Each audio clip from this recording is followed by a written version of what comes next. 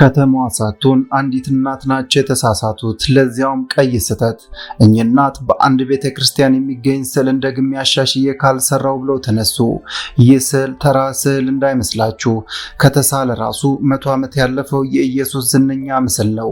ጲላጦስ ከደሙ ንጹሕ ነኝ ያለበትን ቅስፈት የሚያሳይ ስዕልም ነው። ይህ ስዕል ታዲያ ቤተክርስቲያን ግድግዳ ላይ ተሰቅሎ እየኖረም ነው።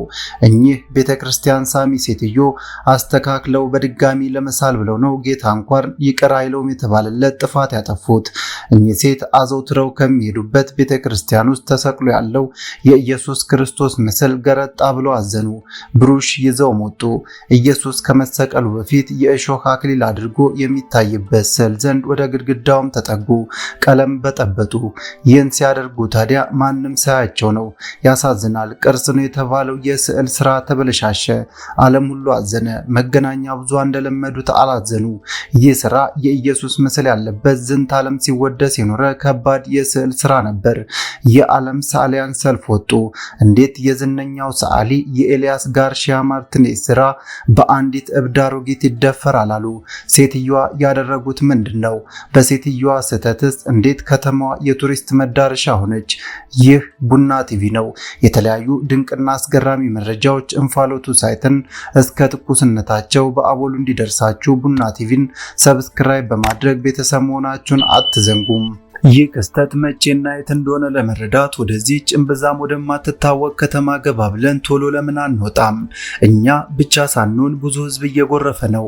እቺ ከተማ ስፔን ውስጥ ነው የምትገኘው። በሰሜን ምስራቅ ስፔን ከማድሪድ ወዲያ ዛራጎዛ ከተማ አቅራቢያ የምትገኝ ናት። ነዋሪዋን ቆጥሮ ለመጨረስ ግማሽ ቀን ይበቃል። 5000 ሰው ነው የሚኖርባት። በፊት እንዲያውም ከነዋሪዎቿ ሌላ ማንም እችን ከተማ የሚያውቃት አልነበረም። እድሜ ለእኚህ ምስኪን አሮጊት ይሁንና አሁን ታሪክ ተቀይሯል። ከተማዋ ፍጹም ባልተጠበቀ ፍጥነትና ሁኔታ ዝነኛ ሆናለች። ቱሪስት ትንፋሽ አሳጥቶ ባርሴሎናን እየሆነችም ነው። የዚች ትንጥዬ ከተማ መጠሪያ ስም ቦርጂያ ይባላል። ዝነኛው የኢየሱስ ስዕል የሚገኘው ደግሞ በዚች ከተማ ሳንቹሪያ ዴላ ሜስኮርዶሪያ በሚባል የካቶሊክ ቤተክርስቲያን ውስጥ ነበር። ይህ ስዕል ታዲያ የዋዛ እንዳይመስላችሁ በ19ኛው ክፍለ ዘመን የተሳለ ከመሆኑም በላይ እጅግ የሚወደድና የሚከበር የጥበብ ስራ ነው። ነገር ግን አረጀ።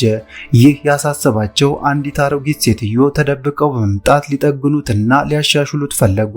ይህ የሆነው የዛሬ 15 ዓመት ገደማ በፈረንጆቹ 2012 ነበር። ኢቾሆም ተብሎ ይጠራል። ይህ ስዕል በደምሳሳው ሲተረጎም ይህን ሰው በቁጥጥር ስር አውሉት እንደማለት ነው።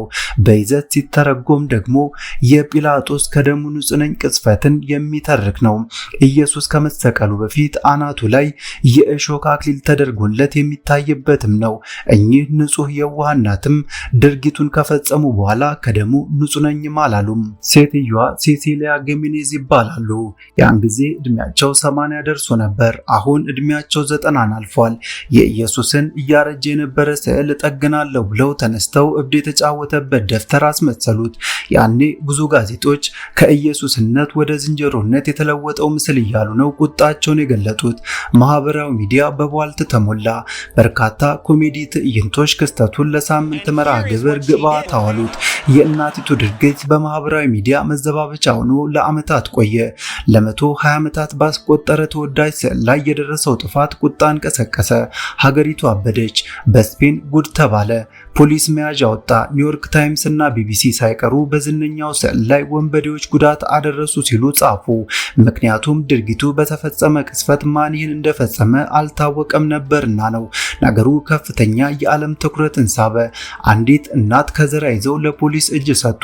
ሴትዮዋ ሴሲሊያ ጌሜኔዝ ናቸው። እንዲያውም ቁጣቸው በእርሳቸው ባሰ። ምንድነው የምታወሩት ብለው ቱግም አሉ። ፖሊስም ደነገጠ። ወንበዴዎች ይህንን አልፈጸሙም፣ እኔ ነኝ ይህንን ያደረኩት ብለው ተናዘዙ ሳይሆን ነገሩን አብራሩ።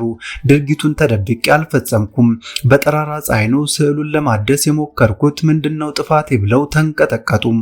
እቺ ትንጥዬ የስፔን ከተማ አሁን ቀን ወጥቶላታል። መሳቂያ እንዳልነበረች አሁን ዝናዋን አይቷል። ሰዎች ከብዙ ሺህ ማይልስ ተነስተው እችን በስህተት የደመቀች ከተማን ለማየት ይመጣሉ። ከ10 ዓመት በኋላ የኛ አሮጊት ሴትዮ ድርጊት በጎ ስህተት ተብሎ ተሞካሸ።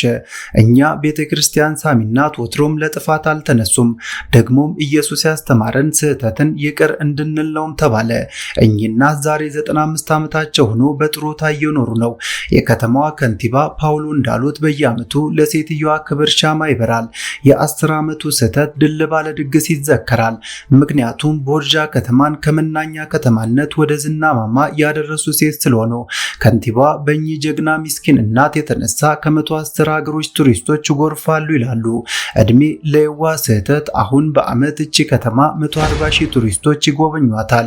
ያ ዝነኛ ስዕል በተጎበኘ ቁጥር እኚህ በስዕሉ ላይ ቀይ ስህተት የሰሩ አሮጊት ከጎብኚዎች ገቢ 40 ከመቶውን እንዲያገኙም ተደርጓል። አሁን ላይ ስዕሉ የዝነኛው ጋርሺያ ብቻ አይደለም፣ አሮጊቷም ቀለም ደፍተውበታልና ነው። እሳቸው ግን ገንዘቡን ለበጎ አድራጎት ይሰጣሉ። ጌታ ሆይ አውቄ በድፍረት ሳላውቅ በስህተት ለፈጸምኩት ይቅር በለኝ እያሉ ይሆን? ቸር ተመኘን።